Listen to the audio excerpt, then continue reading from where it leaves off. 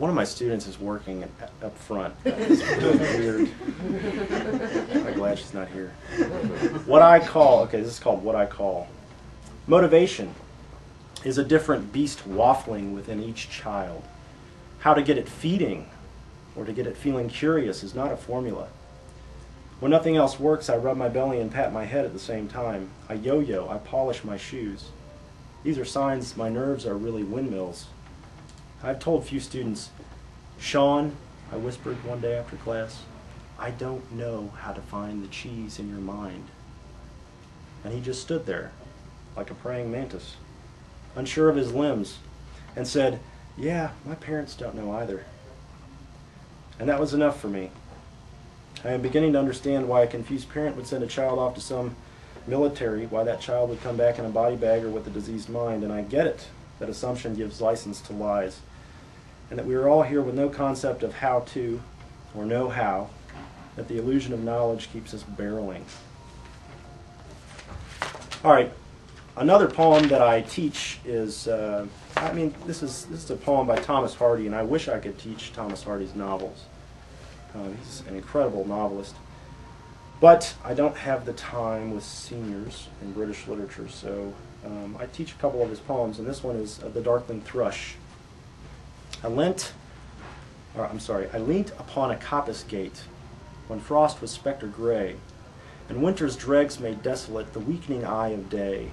The tangled vine stems scored the sky like strings of broken lyres, and all mankind that haunted nigh had sought their household fires. The land's sharp features seemed to be the century's corpse outlinked, his crypt the cloudy canopy, the wind his death lament. The ancient pulse of germ and birth was shrunken hard and dry, and every spirit upon earth seemed fervorless as I. At once a voice arose among the bleak twigs overhead in a full-hearted even song of joy illimited. An aged thrush, frail, gaunt, and small, in blast-beruffled plume, had chosen thus to fling his soul upon the growing gloom. So little cause for carolings of such ecstatic sound was written on terrestrial things, afar or nigh around, that I could think there trembled through his happy good-night air some blessed hope whereof he knew, and I was unaware. So this is my poem about teaching this. It's called The Darkling Thrush. Everyone wants to be a psychic in here, from what I can tell. I ask a question from what we have just read, and every student is channeling some wayward spirit for the answer. I ask, how does Hardy describe the earth? What metaphor is he using? One says, thrush. Another, peacock. The last says, no. He explains that in the poem, the earth is like Mars, only Mars is on the earth. I say, look at the poem. Look at the broken lyres, the hills, the body. They glance over it. I say, touch the words.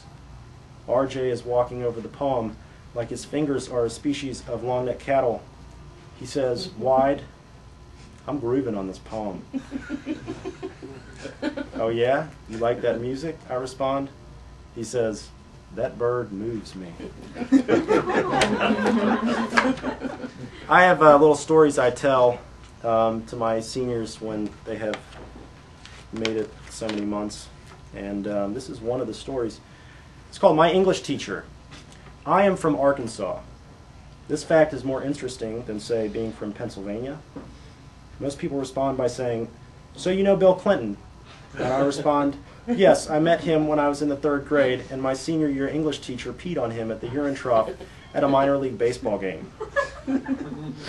I tell my seniors this so they can say, my English teacher peed on Bill Clinton in Arkansas. They will say this is a direct quote. All right, this is one I wrote recently. March is tanning season. I walk into class and Maureen is orange. Joe is blue, Amber is amber. I am concerned, so I ask if anyone needs a pass to the nurse. Purple Billy says, you actually do look a bit pale today. He continues, maybe you should go. I don't respond to this. Kelly, the pink one, is now laughing with the orange one. Orange says, sorry, we're pretending you talk Chinese. I have recently shaved my beard into a Fu Manchu, but it is crooked. I know it is crooked. Purple says, is that a Fu Manchu? It's crooked. I wonder if I just said it, or perhaps the purple ones have telepathy. Cody is a rainbow. Everyone likes Cody. He does a double slap, like with his hands. I call him Flipper today. In the past, he has been King Cody Kong, Big Bird, Codpiece. I want to slap him. I do. He laughs. Perhaps he is an ex-leprechaun. I wonder when we were going to finish Pygmalion, or when we ever started it. Liza is howling again. I can hear Higgins telling me to have a good cry, say a prayer. I wonder if anyone in England will ever admit love. This is how it gets in March.